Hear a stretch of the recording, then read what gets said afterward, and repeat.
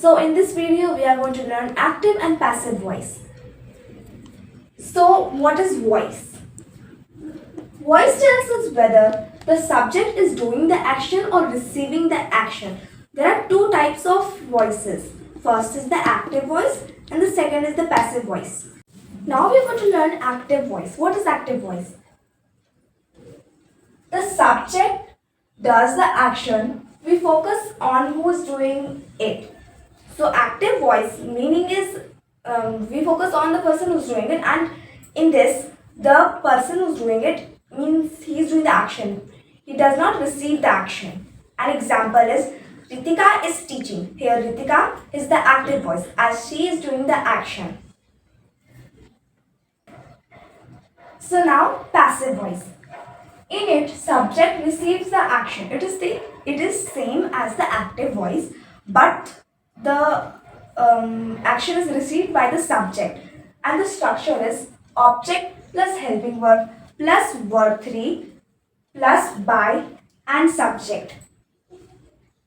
Now an example is English is taught by me.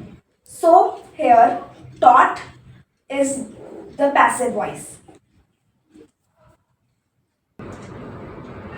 Now here's how to identify active and passive voice.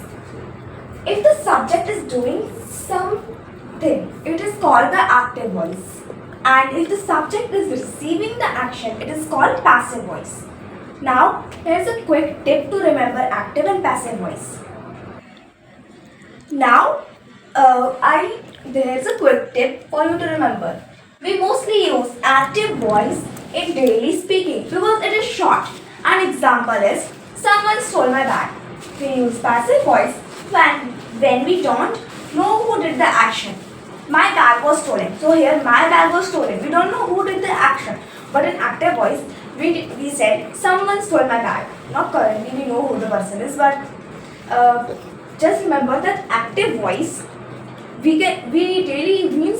whenever we talk to someone or when we communicate with someone or anyone or teacher, friends, then we are using the active voice. And we use passive voice when we don't really know who did the action. Like, he is a friend of mine. He is a friend of my brother. We don't know who the person is. So now this is the end of the video. If you like my channel, please like, share, subscribe. Thank you for watching.